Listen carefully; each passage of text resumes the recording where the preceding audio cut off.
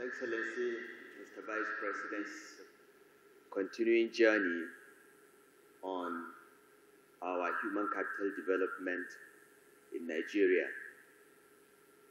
I represent the Northwest Zone in the Human Capital Development Council.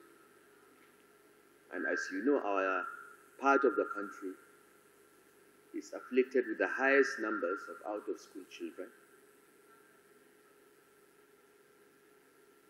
some of the highest poverty rates, and some of the highest dropout rates in our schools. As if that is not enough, many of our schools are now closed due to the insecurity around our boarding schools. In most of the states of the Northwest, schools have been closed for a while security operations are taking place, making our educational situation even worse. Our health statistics are no better. When you disaggregate the data, the national data, into zones and regions, it is clear that most of southern Nigeria have statistics that are middle income country in nature, while most of the Northwest have human development indices that are closer to those of Afghanistan. Our region is in crisis.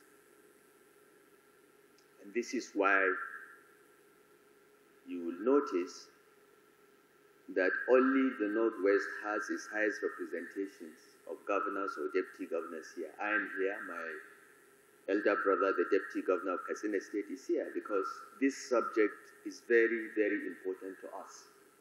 It is what keeps us awake at night. We have the largest population of any geopolitical zone in the country. That is both a blessing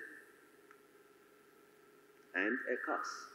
A blessing if we keep the population healthy and educate the children and give them skills for the future. A curse if they are not educated, if they are not healthy and they feel hopeless. This is what we are seeing with our insecurity. Most of the bandits we arrest have never gone to school.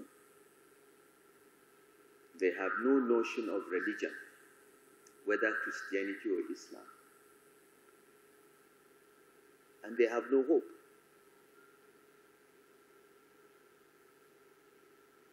If we don't invest in education, healthcare, nutrition, and skills, our situation will just get worse. This is why I must pay compliments to His Excellency the Vice President for being at the lead in getting the political attention needed to address this challenge. Because it's all about political will, ladies and gentlemen. We've spoken here, there is a clear strategy. We've all talked about implementation. If we all agree that human capital is so important, why are we so backwards? Why are state governments not budgeting at least 25%, 26% for education and 15% for healthcare as recommended by UN agencies? And when these monies are budgeted, why are they not spent in the right way?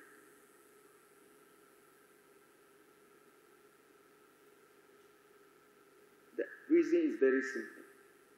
Politicians have a 4-year election cycle, but education is a generational investment. So is healthcare. It takes 30 years for the results of investment in education to show. But building roads, building secretariats are clearly evident. So politicians tend to ignore education and healthcare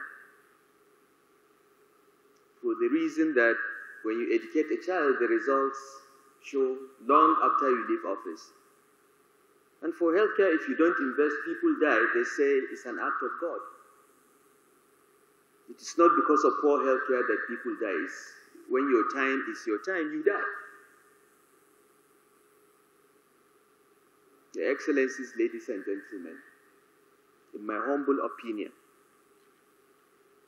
the most important target of this messaging are political leaders.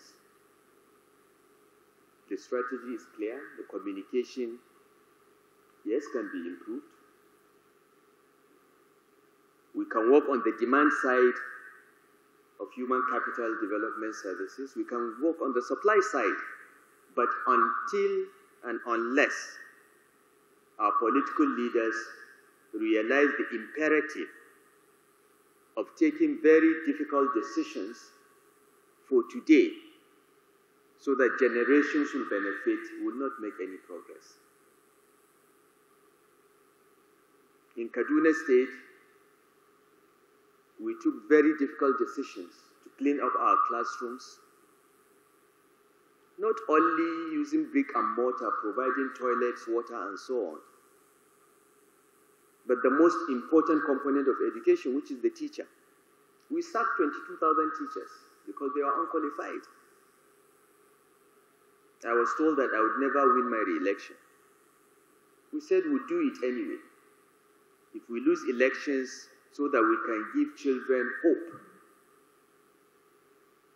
it will be worth losing. But we won. We won. Dr. Cheji Osho here, Senator Cheji Osho, worked on basic healthcare provision fund because that will put all the states on a path of universal health coverage.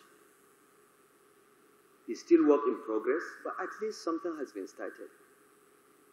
But how many states have contributory health insurance schemes? What is the extent of coverage of the National Health Insurance Scheme? These are all measures or indices of political will. It is not that people don't want education. It is not that people don't want healthcare. It is because we, as political leaders,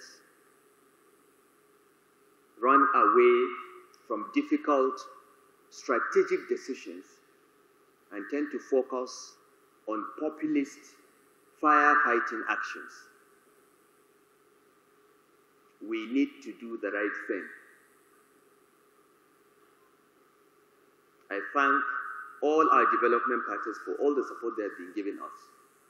In Kaduna State, we would not have done the things we did without the support of the UK government, Bill and Melinda Gates Foundation, Dangote Foundation, and others. We would not have been able to do anything. But they support us because we are willing to take risks, political risks. And I want to call on all of us to continue this conversation and continue to put pressure, not just on the demand and supply sides of human capital, health, education, nutrition, and so on, but on the political leaders that ultimately make the decisions on budgeting, on spending, and on getting results. I congratulate Yosola and her team for an excellent job, and I assure her on behalf of the governors of the Northwest that we are all committed to implementing this agenda. Thank you and God bless.